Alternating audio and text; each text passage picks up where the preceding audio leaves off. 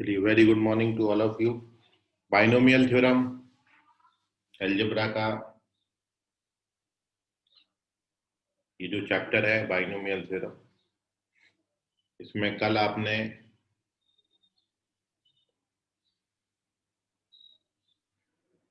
Greatest term with greatest binomial coefficient पढ़ा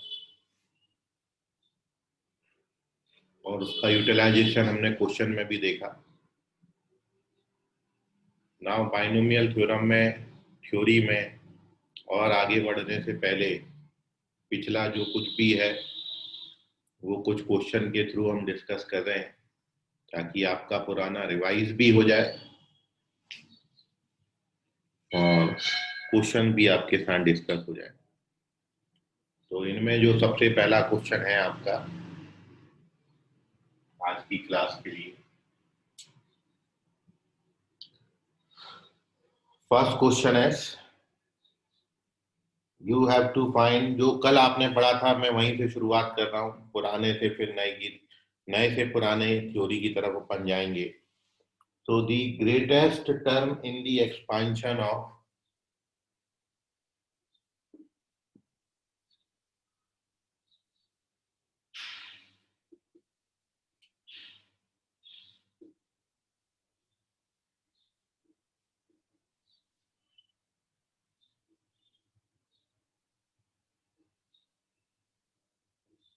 greatest term in the expansion of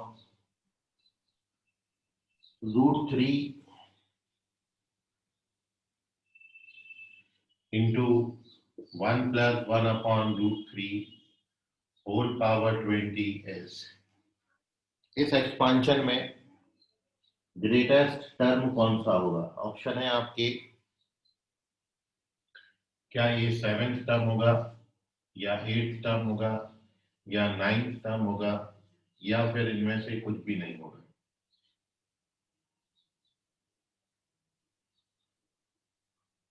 Which term is the greatest? You have to find the greatest term. Which option is correct?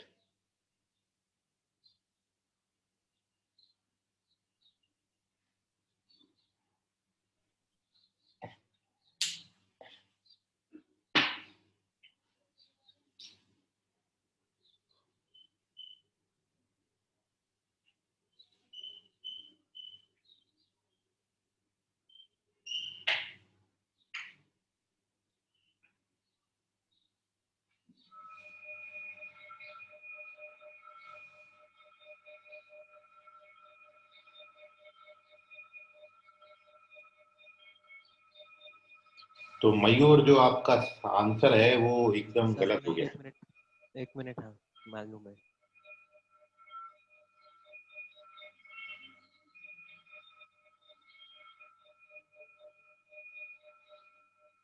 अभी सही है मयूर?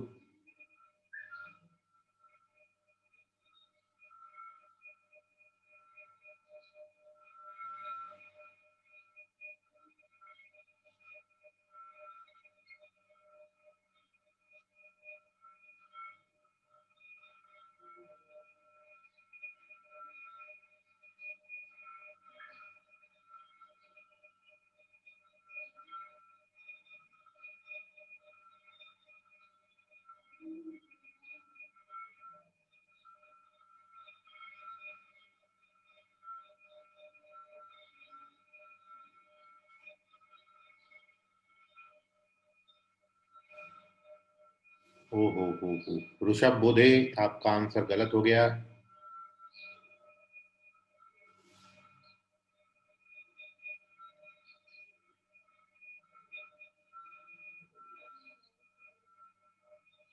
Ayush correct है, सही जवाब।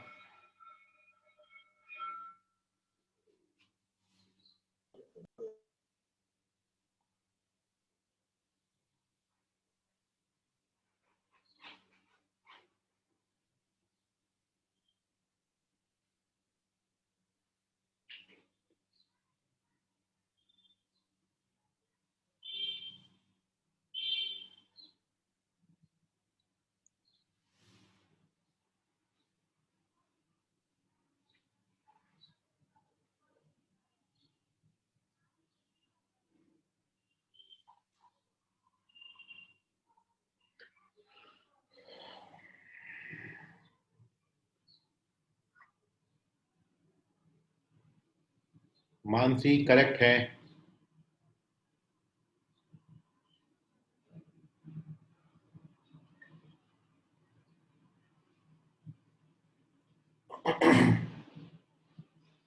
ऋषभ बोधे अभी correct है।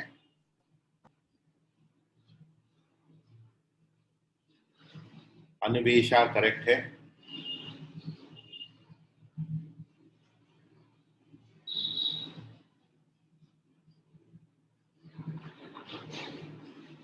Vivek correct है। Pranav okay, good morning. Ashlesha check करें, गलत जवाब। अक्षत रामटे के करेक्ट है।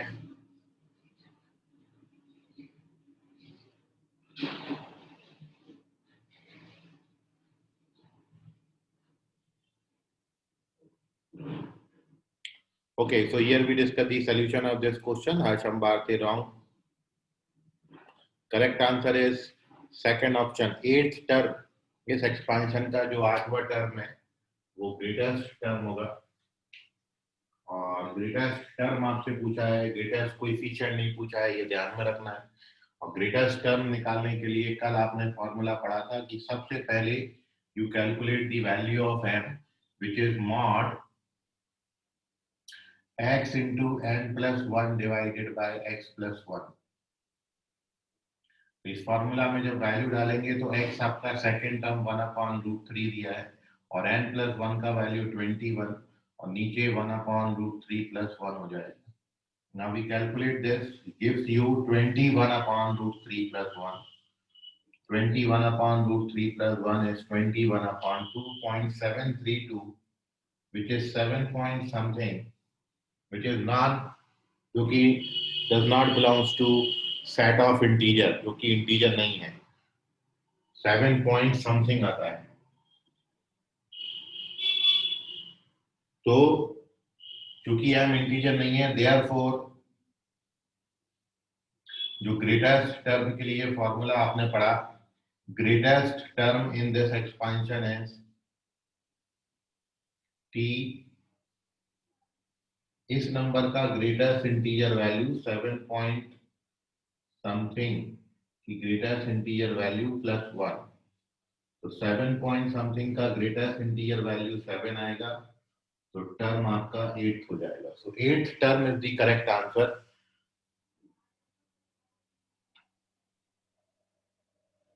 सो take the screenshot of this और थोड़ा सा जल्दी आंसर करिएगा अगली बार से, ठीक है, ताकि हम अच्छे क्वेश्चन तक भी पहुंच पाए, अदरवाइज ऐसे ही क्वेश्चन करते रह जाएंगे।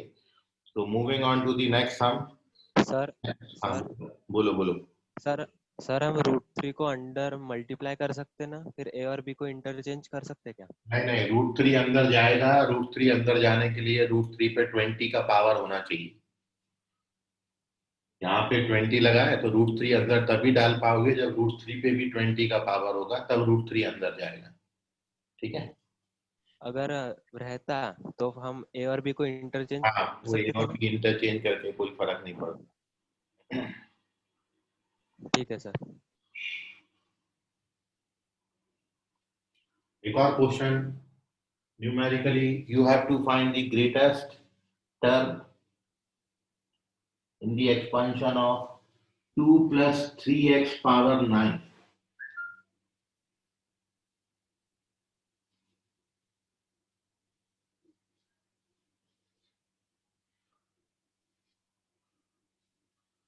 where x का वैल्यू 3/2 दिया है is।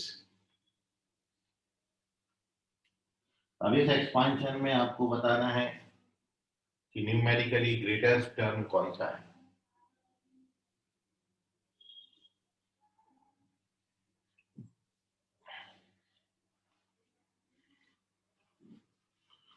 Two plus 3x power 9, x 3/2 है, तो which term is numerically greatest term in this expansion?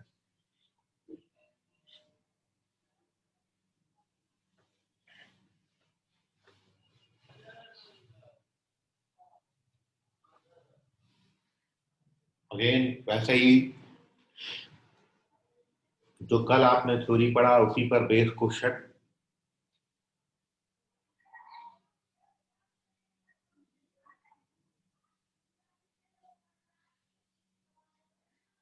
मयूर, आपका जो जवाब है वो सरासर सही है। ऋषभ बोधे करेक्ट है, मयूर करेक्ट है। Very good, very good, be fast.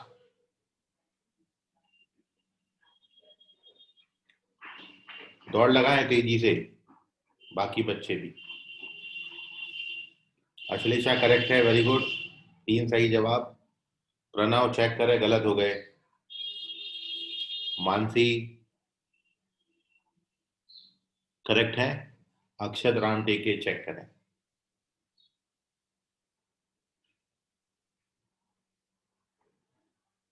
Sahil correct है। विवेक चेक करें।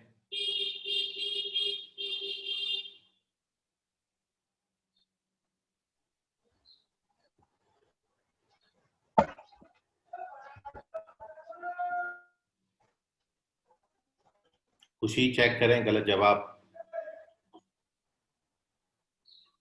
तेजल लोखंडे चेक करें, गलत जवाब।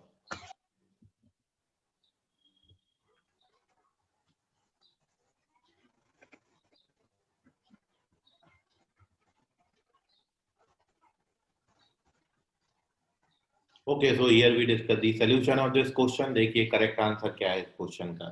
सही जवाब है इस क्वेश्चन का संस्कृति इंग्लिश चेक करें, गलत जवाब। सॉरी, हाँ, संस्कृति इंग्लिश रॉन्ग है। अन्वेषा करेक्ट है। So correct answer of this question is first option. Seventh term जो है ये greatest term of this expansion है। और आपने जैसा सीखा कि if you have to find the greatest term, तो सबसे पहले एक्सपेंशन में आपने इस एक्सपेंशन को 2 कॉमन लेके 1 प्लस 3x अपॉन 2 और 9 ऐसा बना लेना है। और अब आप इस पर्टिकुलर टर्म में x की जो वैल्यू है वो 3x अपॉन 2 डालेंगे, और x का जो वैल्यू है वो आपका 3/2 है। तो ये आपका सेकेंड टर्म है, ये x की जगह पर आएगा, और उसमें भी x की जगह 3/2 डालेंगे। मतलब ये 3/2 इंटू 3/2 9/4 होगा। तो इसकी जगह पर हमने 9/4 डालना है। So this gives you 9/4 into 10 divided by 9/4 plus 1, which is 90 upon 30.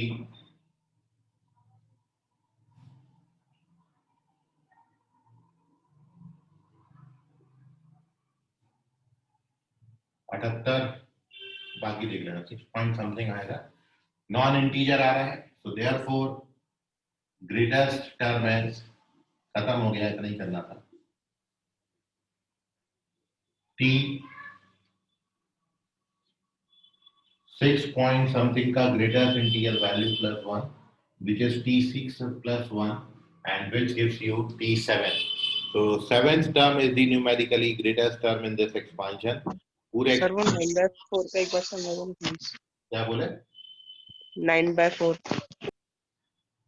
ये x की जगह पर 3x/2 डालना है, क्योंकि सेकेंड टर्म आता है। या जो x है, ये x का मतलब सेकेंड टर्म है, तो इस एक्सपेंशन का सेकेंड टर्म 3x/2 है।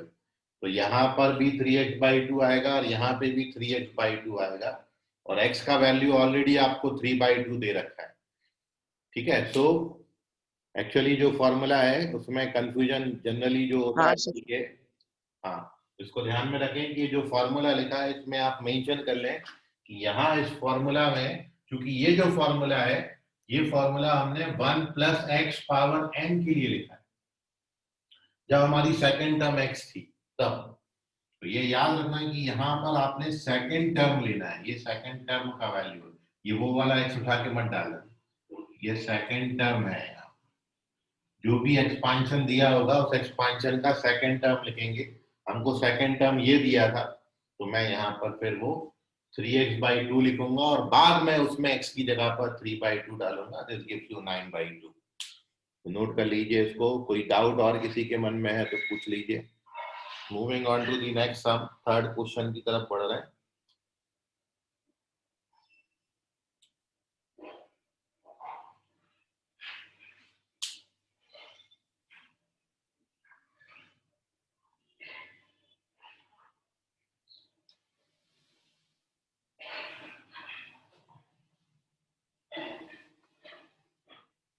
क्वेश्चन है in the expansion of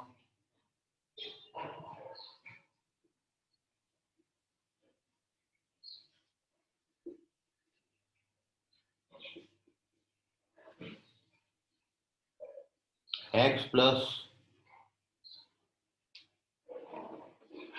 root over x square minus 1 power 6 plus x minus root over x square minus 1 whole power 6. The number of terms is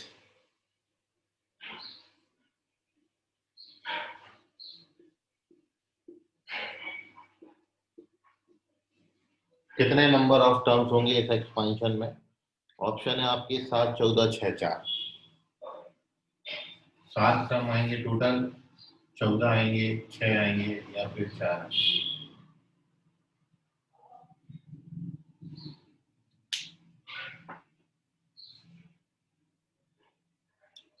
Rishabh Bodhe correct है, Mansi correct है, हर्ष Ambati correct है।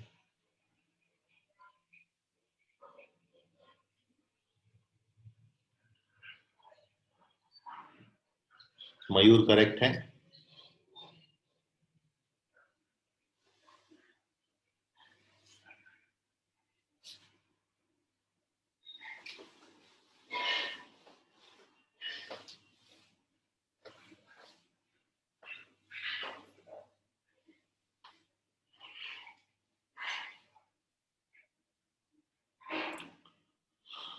Okay, Ayush correct है।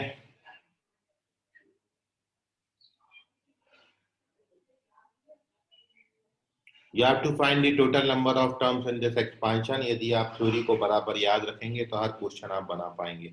अक्षत check करें, संस्कृति English correct है। अक्षत round take के check करें। तो धीरे धीरे अब मैं क्वेश्चन का लेवल उठा रहा हूँ, ठीक है। अभी तक अपन कॉन्फिडेंस डेवलप करने के लिए क्वेश्चन किए, कुछ अच्छे क्वेश्चन की तरफ अपन बढ़ेंगे। तो 1 मिनट और इस पर हम आपको दे रहे हैं, then we move on. Pranav check करें गलत जवाब।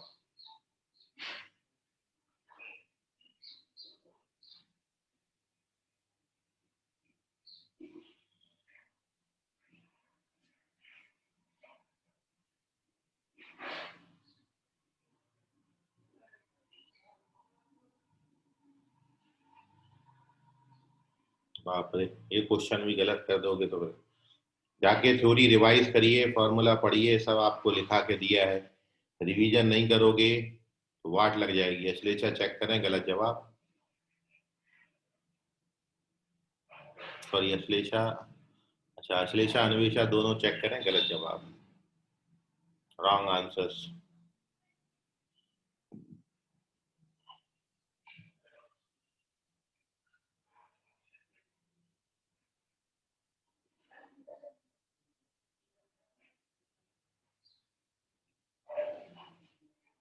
चलिए देख लीजिए, बिल्कुल फॉर्मूले तो याद रखना पड़ेंगे ना जी, बिना फॉर्मूला के कैसे कर ले जाओगे।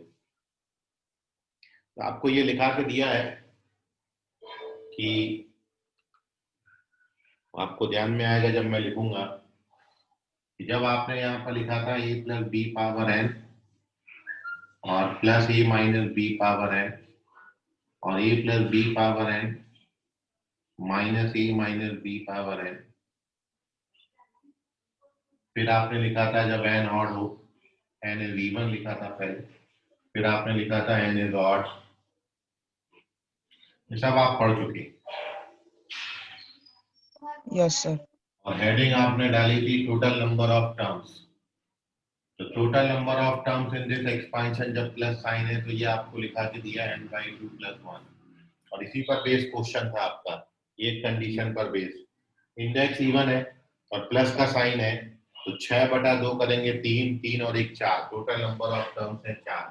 फॉर्मूला याद नहीं रखोगे तो गड़बड़ हो जाएगी। अभी यहाँ पर n/2 आता है और इन दोनों के लिए फॉर्मूला बिल्कुल सेम था, n + 1/2, n + 1/2। तो correct answer is fourth option. 4 value correct है। पता नहीं कैसे आप लोगों का फर्स्ट ऑप्शन आ रहा है 7 6, अच्छा 6 का इंडेक्स है तो 7 टर्म, नो मतलब बिल्कुल याद रखें, ये बिल्कुल भी ना भूलें, क्योंकि इंडेक्स अभी तो मैंने 6 का दिया है, 60 का भी आ सकता है और 600 का भी आ सकता है, तब तो और ज्यादा गड़बड़ करोगे। इसलिए फॉर्मूला को आप याद रखें कि नंबर ऑफ टर्म्स यदि दो बाइनोमियल एक्सप्रेशन का सम आता है, दो बाइनोमियल एक्सपांशन का सम आता है, या दो बाइनोमियल एक्सपांशन का डिफरेंस फाइंड आउट करने आता है, उसमें नंबर ऑफ टर्म्स आते हैं, तो फिर वो इंडेक्स पे डिपेंड करेंगे, और जब आपको एक्सपांशन देंगे तो इंडेक्स मेंशन करेंगे कि इवन है कि ऑड है, तो उसके according upon number of terms mention कर सकते हैं। तो करेक्ट आंसर n की वैल्यू 6 है, 6/2 + 1 3 आएगी, ये फॉर्मूला से हम सॉल्व करेंगे। 6/2 + 1 मतलब 3 + 1 4 आएगा। चलिए, so moving on to the next सम।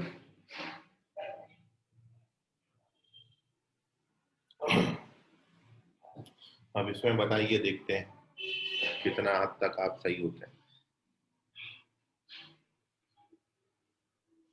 तो नेक्स्ट क्वेश्चन इसी के नीचे लिख लेते हैं।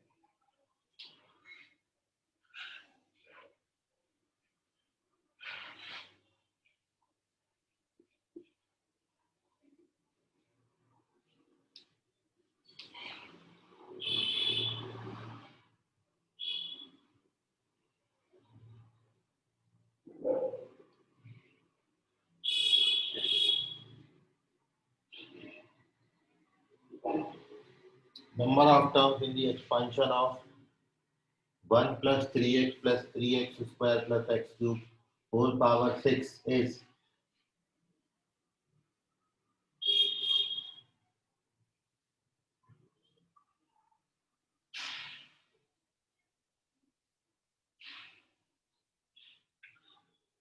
इसके एक्सपांशन में टोटल नंबर ऑफ टर्म्स कितने होंगे? बाइनोमियल, ट्राइनोमियल, मल्टीनोमियल, आपको थ्योरी याद आ रहा होगा। डिनोमिनेटर में 1 + 3x + 3x square + x cube दिया है, तो you have to find the total number of terms in this expansion. Rishabh Bodhe correct है, अश्लेषा करेक्ट है, वेरी गुड।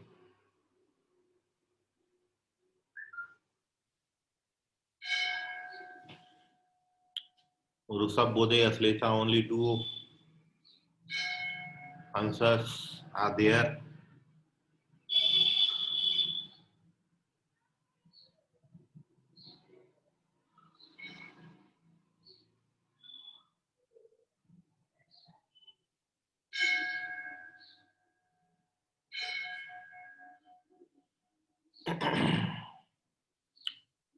आयुष चेक करें, गलत जवाब ये।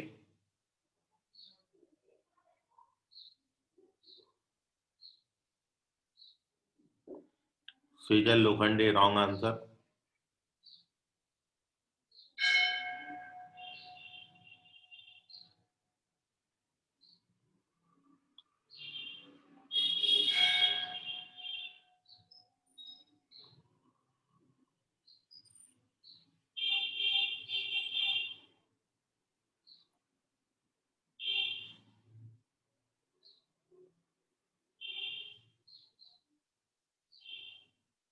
हर संभारती रॉन्ग।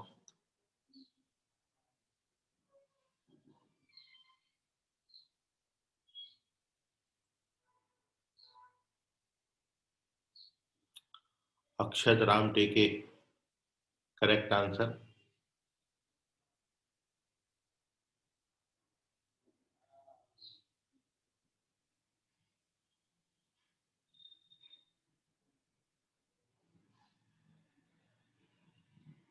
धीरे धीरे क्वेश्चन का लेवल मैं बढ़ाऊंगा और अब अपन चलते हैं आगे। आयुष रॉन्ग है, ये भी गलत जवाब।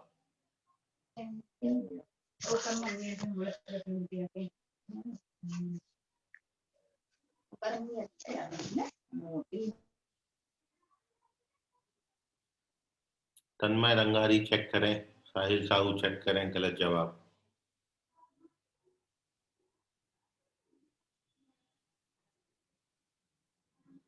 ओके, सो देख लीजिए, here we discuss the solution of this question. Pranav wrong है ये। Correct answer is 19। Total number of terms in this expansion is 19। और केवल इतना करना था सॉल्यूशन में कि ये जो बेस वाला टर्म आपको दिया है, ये जो टर्म है दिस इज 1 प्लस एक्स का होल क्यूब, ऑलरेडी पावर 6 आपको दे रखा है, तो this becomes 1 plus x, power पे पावर है तो पावर मल्टीप्लाई हो जाता है, तो ये binomial expansion of 1 plus x power 18 बना, तो total number of terms in this expansion आएंगे 19, तो थर्ड ऑप्शन करेक्ट है 19, नोट कर लीजिए, कोई डाउट है तो पूछ लीजिए इसमें। No, sir, no doubt. Take the screenshot of this. Moving on to the next sum. Hello sir. बोलो सर। सर आपने एक फॉर्मूला लिखा के दिया था ना पॉलिनोमियल के total number of term find करने के लिए। सर वो वाला फॉर्मूला नहीं लगेगा कि इसमें n+3c2? ये तो डायरेक्ट आपका एक्सपांशन है ना 1 प्लस एक्स क्यूब का, उसको अलग अलग टर्म्स क्यों कंसीडर करेंगे? ये हाँ सर, लेकिन वैसे नहीं निकाल सकते 1 क्या? प्लस एक्स का होल क्यूब का फॉर्मूला है, वैसे कितना आंसर निकाला है उससे? 84। 84 कहीं ऑप्शन में है? नो सर, सर मेरा तो 36 आ रहा था। 36 भी ऑप्शन में नहीं है। सर तो फिर वाले वैसे मेथड से नहीं जा सकते क्या? नहीं नहीं, वैसी मेथड से नहीं जाना है। जब ये फर्दर सिंप्लीफाई होता है तो आपको उसको मल्टीनोमियल तब तक नहीं माना जब तक सारे टर्म आप उसको फर्दर रिड्यूस नहीं कर पा रहे हो। जब फर्दर रिड्यूस नहीं कर पाएंगे, जैसे अभी मैंने जो वहां पे फॉर्मूला लिखा था a प्लस बी प्लस सी, सारे डिफरेंट थे, तो फर्दर और ज्यादा रिड्यूस नहीं हो रहे थे। इसको आप फर्दर रिड्यूस करके 1 प्लस एक्स मतलब बाइनोमियल में कन्वर्ट कर सकते हो, और ड्यू टू दिस रीजन अपन इसको बाइनोमियल कन्वर्ट करके नंबर ऑफ टर्म्स लिखेंगे इन दिस एक्सपेंशन। क्योंकि उससे तो बहुत ज्यादा हायर टर्म्स, बहुत ज्यादा पावर ज्यादा आएंगी, क्योंकि वहां पे फॉर्मूला n+3c3 बनेगा, और n+3c3 का मतलब हो गया आपका कितना,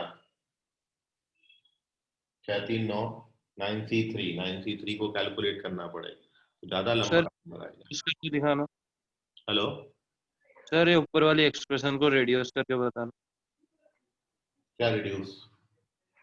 सर। यानी उसको सॉल्व किया तब आया ना ये x+1+। a plus B whole cube का फॉर्मूला क्या होता है? a क्यूब 1 का क्यूब 1 हो जाएगा, प्लस बी क्यूब, ये लिखा है बी क्यूब, फिर लिखा है 3a² b, फिर लिखा है 3ab²। a plus B whole cube का फॉर्मूला लगाओगे तो ये आएगा। हाँ ओके सर। चलिए, तो अगला क्वेश्चन का जवाब दीजिए। अब जो है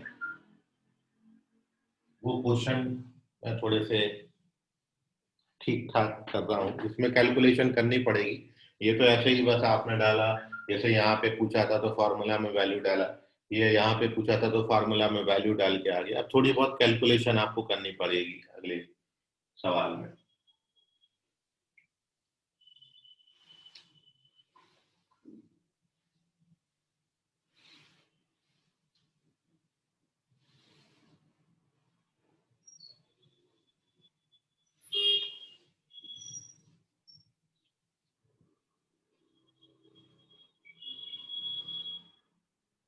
तो देखिए, नेक्स्ट क्वेश्चन है, the coefficient of x power 13, the coefficient of x power 13 in expansion of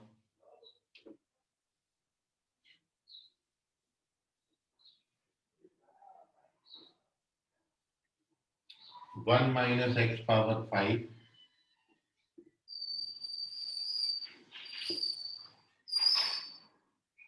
1 plus x square plus x cube power 4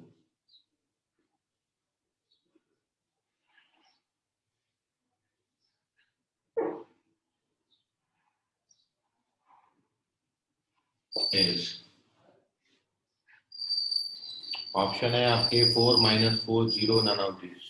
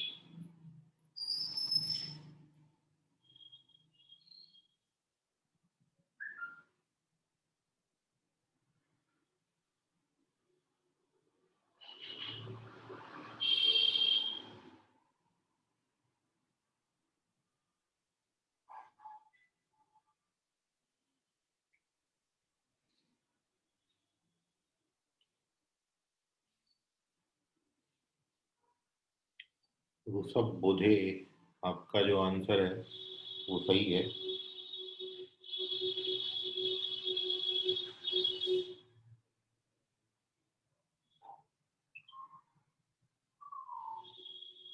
Mayur check करें और सब अपना आंसर तैयार कर लें, आपको एक्सप्लेन करना पड़ेगा ये।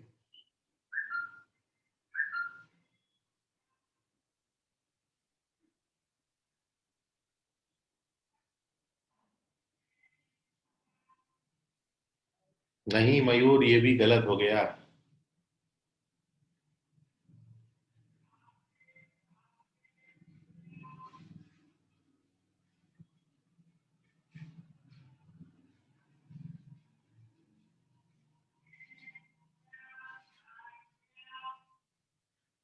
आयुष, आपका आंसर गलत है।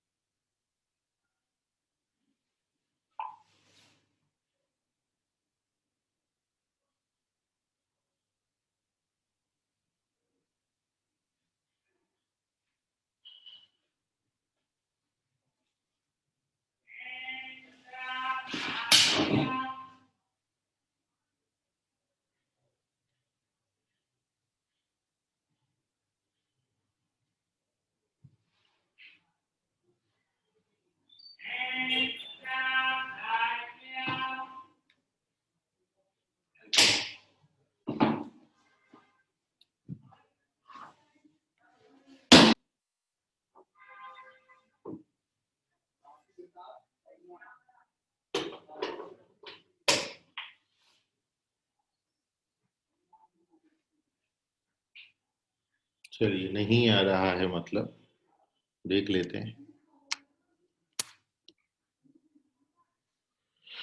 सबसे पहले एक ही आंसर करेक्ट है, सब बोधे वो बताएंगे आपको कि कैसे अप्रोच किया जाए। Hello sir. हाँ सर, बताइए सर। सर पहले उस सेकंड ब्रैकेट को सिंपलीफाई किया, वो जो 1 + x और फिर x² कॉमन निकाला, तो फिर 1 + x बचा। फिर उसी ब्रैकेट में से 1 + x इंटू x² + 1 फैक्टराइज करके ये मिला। फिर दोनों पे 4 की पावर रख दी, तो पूरा एक्सप्रेशन बन गया 1 - x⁵ into 1 + x⁴ into 1 + x² फिर वो 1 - x⁵ को 1 - x⁴ इंटू 1 - x लिखा। फिर जो सेकंड ब्रैकेट का 1 + x और 1 - x है, उसमें a² - b² की आइडेंटिटी लगाई। फिर उसी के बाद सर 2 बार लगी वो आइडेंटिटी, फिर वो एक्सप्रेशन सिंप्लीफाई होके अपन को मिल जाता 1 - x into 1 - x⁴ whole to the power 4। फिर वो 1 - x⁴ whole to the power 4 को मैंने ब्रैकेट के अंदर मल्टीप्लाई किया, तो फिर वो एक्सप्रेशन बन गया 1 - x⁴ whole to the power 4 minus x into 1 - x⁴ whole to the power 4। अब क्योंकि सर x⁴ चाहिए था, तो फिर जनरल टर्म लिखा 1 - x⁴ के लिए। और फिर जो अपन को एक टर्म के बाहर x है, तो मतलब जनरल टर्म में मेरे को x⁴ चाहिए था, तो r की पावर सर फिर वैसे किया। समझ नहीं रहा हूँ ऐसे बोल के, बट नहीं, हमको तो नहीं समझ रहा ये, मुझे समझ हमको तो समझ गया, बाकी का हाँ जो वही वही सर, क्योंकि मैं खुद बोल रहा था, मुझे खुद को नहीं समझ रहा मैं क्या बोल रहा। नहीं, एकदम जो बोला वो सही बोला, लेकिन इतना कुछ कर लिया वो भी बड़ी बात है। और बाकी अब जो इन्होंने बोला वो आप लोग भी देख लीजिए कि आपने we have to find the coefficient of x power 13 and to find x power 13 सबसे पहले हम इसको सिंप्लीफाई करेंगे। तो जो सबसे पहला स्टेप है वो स्टेप है कि 1 - x⁵ इसको आप ऐसा रखते हो, और ये जो ब्रैकेट के अंदर लिखा है it can be written 1 + x into 1 + x²। ये जो ब्रैकेट के अंदर टर्म है इसको आप इतना लिख सकते हो। क्योंकि इन दोनों टर्म में एक्स स्क्वायर कॉमन आ जाएगा, और एक्स स्क्वायर कॉमन लोगे तो ये 1 प्लस एक्स आएगा, तो 1 प्लस एक्स कॉमन ले लोगे तो इसको इतना लिख सकते हैं। मतलब आप इसको खोल लो, ओपन कर लो तो यही चीज आएगी। तो अब आपके पास जो बचा वो अपन देख लेते हैं। अब आपके पास बचा यहाँ पे 1 माइनस एक्स पावर 5 है, ये 4 दोनों पे डिस्ट्रीब्यूट हो जाएगा, मतलब 1 प्लस एक्स पावर 4 और 1 प्लस एक्स स्क्वायर पावर 4, इतना लिख सकते हैं। अब केवल कारस्तानी ये करनी है कि इस पावर 5 को मैं पावर 4 इंटू पावर 1 लिख लेता हूं। क्यों? क्योंकि अब अपन इन दोनों का प्रोडक्ट कर सकते हैं। तो नेक्स्ट स्टेप में जब आप इन दोनों का प्रोडक्ट करेंगे तो ये 1 minus x remains as such, सबसे पहला वाला। यहाँ पर a plus b, a minus b का आइडेंटिटी तो होता है a square minus b square whole power 4, और वो आपका एज सच है। अब इन दोनों को मल्टीप्लाई करेंगे, a square a plus b, a minus b का आइडेंटिटी, तो a plus b, a minus b का आइडेंटिटी लगाओगे तो यहाँ पर बनेगा a square minus b square power 4। ये है एक्सपांशन। नाउ इस एक्सपांशन में अब ये और ज्यादा फर्दर, जब तक सिंप्लीफाई हो रहा तब तक मैंने करा, अब ये और ज्यादा सिंप्लीफाई नहीं होता। अपन इसका एक्सपांशन लिख लेते हैं भाई, 5 ही टर्म आएंगे इस एक्सपांशन में। तो ये 1 माइनस एक्स एज सच, इसका पहला टर्म बनेगा 1, दूसरा टर्म नेगेटिव आएगा क्योंकि अल्टरनेट पॉजिटिव नेगेटिव आएंगे, तो दूसरा टर्म क्या बनेगा 4c1 एक्स पावर 4, फिर बनेगा 4c2 एक्स पावर 8, फिर बनेगा 4c3 एक्स पावर 12, और फिर बनेगा 4c4 एक्स पावर 16। सारी 4 की मल्टीपल आएंगी। अब हमको जो है एक्स पावर 13 निकालना है। 13 केवल तब बनेगा जब ये माइनस एक्स इससे मल्टीप्लाई होगा। So therefore coefficient of X power 13 is -1 into -4c3, और आप जानते हो 4c3 बनेगा, ये 4c3 का वैल्यू 4 होता है। ये था। तो पहले डायरेक्ट मेथड लगाने के पहले जितना सिंप्लीफाई हो रहा है उतना सिंप्लीफाई करिए। सिंप्लीफाई कर करके हम यहाँ तक पहुंचे, अब इसके आगे ये जाता नहीं। यहाँ से फिर मैंने अपना कंसेप्ट लगा दिया कि how to find coefficient of X power 13। तो सबसे पहले इस एक्सप्रेशन को ये लिखा, 4 की पावर डिस्ट्रीब्यूट करी, उसके बाद यहाँ पे 5 का पावर दिया था उसको मैंने 4 बना लिया ताकि इन दोनों को मैं साथ में सॉल्व कर सकूं। अब ये दोनों सॉल्व हो गए, 1 माइनस एक्स स्क्वायर बनाते हैं ये। अब ये दोनों में फिर से 4 का पावर है और base A plus b, a minus b का आइडेंटिटी लगाया तो ए स्क्वायर में माइनस बी स्क्वायर। अब इसका मैंने बाइनोमियल एक्सपांशन लिख दिया। 5 टर्म आएंगे बाइनोमियल एक्सपांशन में, ये लिखे हैं 5 टर्म। और अब मेरे को इस एक्सपांशन में एक्स पावर 13 बताना था। तो एक्स पावर 13 तब बनेगा भाई, ये 1 को कहीं भी मल्टीप्लाई कर लो कभी एक्स पावर 13 नहीं बनता।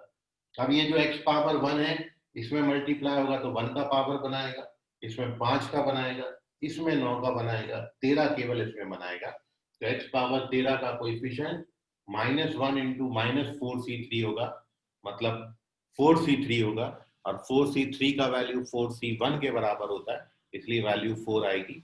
सो take the screenshot of this, moving on to the next sum. कोई डाउट है आपको पूछ लीजिए। हेलो सर, हाँ बोलो। कोई दूसरा मेथड नहीं है? हेलो सर, अदर मेथड नहीं है क्या? मयूर, आवाज कट रहा है, आ नहीं रहा तुम्हारा। Hello sir. हाँ बोलो। सर, इसका कोई दूसरा मेथड नहीं है क्या? नहीं नहीं, यही मेथड है, सिंप्लीफाई करना है भाई। मेथड तो हमेशा से हमारा यही रहा है, बस इसमें जो तरीका हमने फॉलो किया है वो ये है कि फर्दर पहले सिंप्लीफाई करना है। बिना सिंप्लीफाई करे ये आगे नहीं बढ़ता। इसमें आपने और कोई कंसेप्ट नहीं लगाना। जितने भी क्वेश्चन है वो बाइनोमियल के कंसेप्ट से ही सिंप्लीफाई होंगे। तो हमने कोशिश करनी है कि गिवन एक्सप्रेशन को हमने अपने बाइनोमियल तक रिड्यूस करना है जब तक ये फर्दर रिड्यूस नहीं हो जाता। और ये टर्म आपको बार बार कई बार क्वेश्चन में देखने को मिलेगा, तो आप ये लिखना सीख जाओगे। कभी भी ये टर्म मिलेगा, ठीक है, तो आप इसको ऐसा लिख सकते हो। इसके पहले भी हमने एक टर्म देखा था 1 + 3x + 3x² + x क्यूब, उसको 1 + x का होल क्यूब लिखना है। ये कुछ ऐसे टर्म है जो बार बार प्रैक्टिस आप जब इस चैप्टर में करोगे क्वेश्चन की, तो आप उसको डायरेक्टली लिख सकते हो। ठीक है, और भी बहुत कुछ आपको अभी सीखने को आगे मिलेगा जब हम एक्सपेंशन में आगे बढ़ेंगे। तो फिलहाल इतना तो करना ही पड़ेगा। कोई अभी आपके मन में और कोई सवाल है तो बताइए। सर एक चीज और आप देख लें। हाँ बोलो। सर वो आखिरी में जो कैलकुलेशन की वो -1x -4। ये माइनस माइनस प्लस हो गया भाई, माइनस साइन है और ये भी माइनस साइन है, तो माइनस इंटू माइनस प्लस हो गया, 4c3 बचा। 4c3 NCR -r के बराबर होता है। इक्विडिस्टेंस टर्म्स के कोएफिशिएंट सेम होते हैं, तो 4c3 4c1 के बराबर होगा और 4c1 का वैल्यू 4 होगा। और कोई डाउट? चलिए, अभी ये जो मयूर ने आपसे पूछा कि कोई और तरीका, तो एक जो मेरे को एक और समझ में आ रहा है वो भी मैं आपको करके बताता हूँ। ये देखो,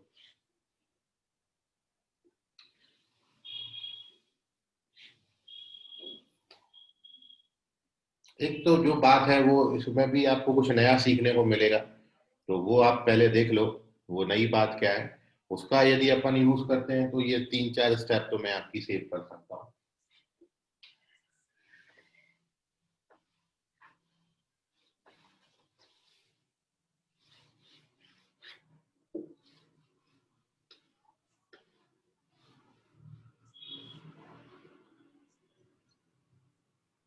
देखिए, इसको दूसरे तरीके से अपन ले जा रहे हैं, वो तो करना ही पड़ेगा जो बाद में किया है, लेकिन हाँ एक चीज आप यहाँ पर ये समझ सकते हो कि ये आपने पढ़ा है, आइडेंटिटीज है ये सारी, कि a - b और a² a + b ये होता है a² - b²।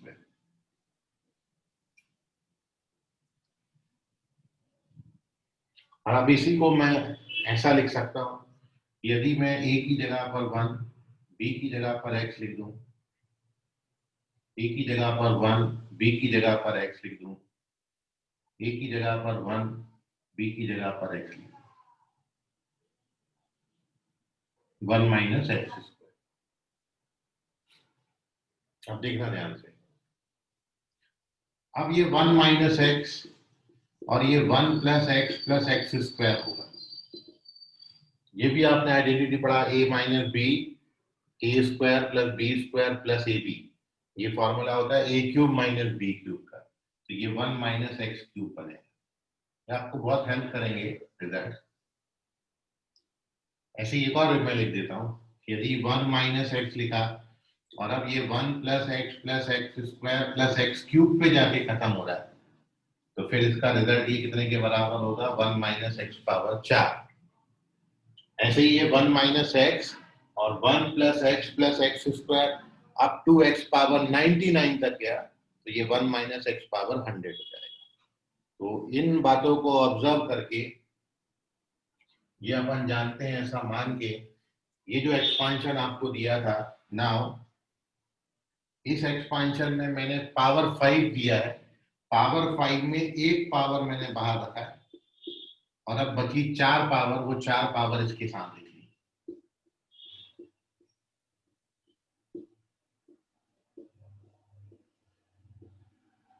और अब ये कंसेप्ट का यूज कर लिया, तो मैं इसको 1 - x⁴ लिख सकता हूं। तो ये 1 - x⁴ पावर 2। उसके बाद की कैलकुलेशन सेम है, ठीक है, उतना करना ही पड़ेगा। So therefore coefficient of x⁴13 is -1 - 4c3। बाकी आपको ये सब करना पड़ेगा, लेकिन हाँ वो बार बार मल्टीप्लिकेशन से आपको इस एक बात से मैं बचा सकता हूँ, तो इतना आप याद रखिए, ये इंपॉर्टेंट है, इसको ध्यान में रखना, ये आपको बहुत हेल्प करेगा, नोट कर लीजिए। चलिए, तो एक और क्वेश्चन का आप आंसर करें।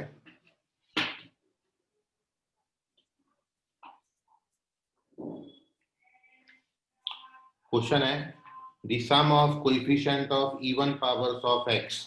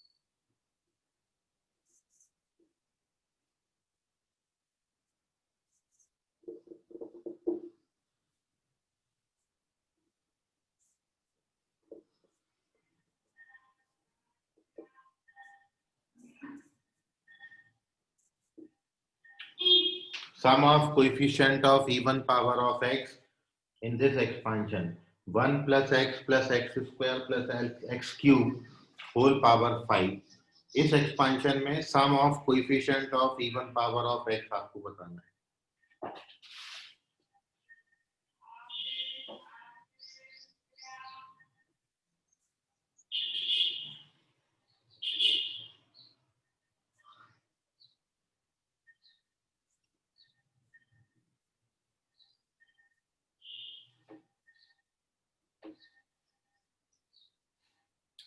Which one is correct?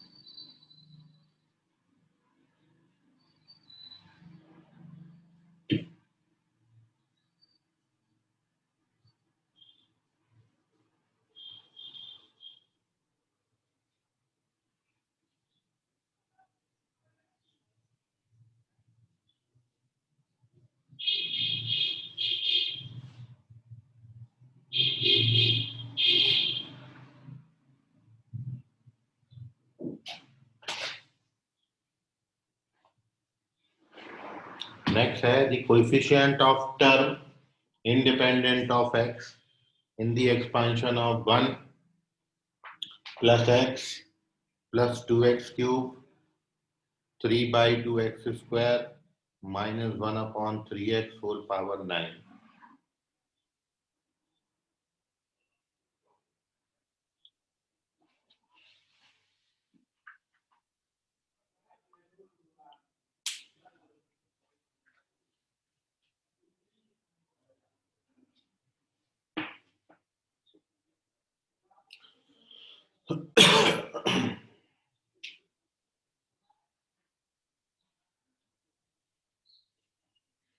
ये 2 क्वेश्चन है, इन दोनों को आप ट्राई करिए। ये आपको होमवर्क में है दोनों क्वेश्चन।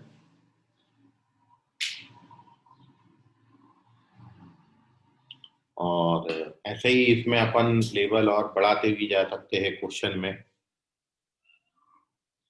जितना आप अच्छा रिस्पॉन्स करोगे उतने जल्दी उतने अच्छे क्वेश्चन मैं आपके साथ डिस्कस कर सकता हूँ। और ये थोड़ा सा टाइम कंज्यूमिंग है, लेकिन मैं आपको एक बात बताऊंगा जो थोड़ा सा आगे के कंसेप्ट पर बेस्ड है, ठीक है। लेकिन विदाउट वो बात के भी आप इसको बना सकते हैं, थोड़ा सा टाइम कंज्यूम होगा, लेकिन व्हेन वी डिस्कस वो बात तो फिर ये क्वेश्चन आपको थोड़ा सा इजी हो जाएगा, ठीक है। इसलिए आपको पहले ट्राई कर रहे हैं कि विदाउट, यदि वो कहीं आप एग्जाम हॉल में मिस कर जाते हो, फॉर्मूला याद नहीं आता है, तो फिर आप कैसे फर्दर प्रोसीड करेंगे, तो वो आपको दिया है। तो थोड़ा सा कैलकुलेशन वगैरह करके आप इस क्वेश्चन का आंसर करें, और अपन इसका फिर एक तरीके से और सॉल्यूशन देखेंगे। और वो उसमें से यदि कोई सॉल्यूशन आप में कोई बना पाया तो बहुत अच्छी बात है, अदरवाइज कल की क्लास में अपन वो सॉल्यूशन डिस्कस करेंगे। और ये भी क्वेश्चन एक अच्छा क्वेश्चन है, और मतलब जेई के लेवल का क्वेश्चन है। कॉम्पिटिटिव एग्जाम में यदि क्वेश्चन पूछा जाए जेई मेंस में, तो फिर ये आपसे पूछा जा सकता है। नहीं, क्रॉस चेकिंग इसलिए नहीं होगा क्योंकि you have to find the sum of all even powers of X. तो क्रॉस चेकिंग का कहीं से कहीं तक सवाल नहीं उठता है। इस क्वेश्चन में आप क्रॉस चेकिंग नहीं कर सकते, और इस क्वेश्चन में भी क्रॉस चेकिंग नहीं कर सकते, क्योंकि टर्म इंडिपेंडेंट ऑफ एक्स बताना है। तो क्रॉस चेकिंग नहीं होगा, आपको सॉल्व ही करना पड़ेगा, क्योंकि sum of even powers of x का मतलब है एक्स की जितनी भी इवन पावर्स आ रही हैं, उन सारी इवन पावर्स के जो कोएफिशिएंट आ रहे हैं, उन सारे कोएफिशिएंट का सम आपको बताना है। तो क्रॉस चेकिंग का सवाल ही नहीं उठता। मान लो आपके पास 10 इवन पावर ऑफ वाले टर्म्स आ रहे हैं एक्स के, तो आपको 10 टर्म्स के जो जो कोएफिशिएंट आएंगे उन 10 का सम बताना है। तो आप क्रॉस चेकिंग नहीं जा सकते हो। हाँ, भेज देना ग्रुप में, ठीक है। बाकी करेंगे कल, आज के लिए फिलहाल इतना। धन्यवाद। स्क्रीनशॉट ले लीजिए इसका, क्वेश्चन का, दोनों का सॉल्व कर लीजिए इनको। कल अपन इस पर डिस्कशन करेंगे। आ गया तो बहुत अच्छी बात है, अपन आगे बढ़ जाएंगे, और नहीं आया तो फिर अपन डिस्कस कर लेंगे। बाकी करेंगे कल, आज के लिए फिलहाल इतना। धन्यवाद। Bye everyone.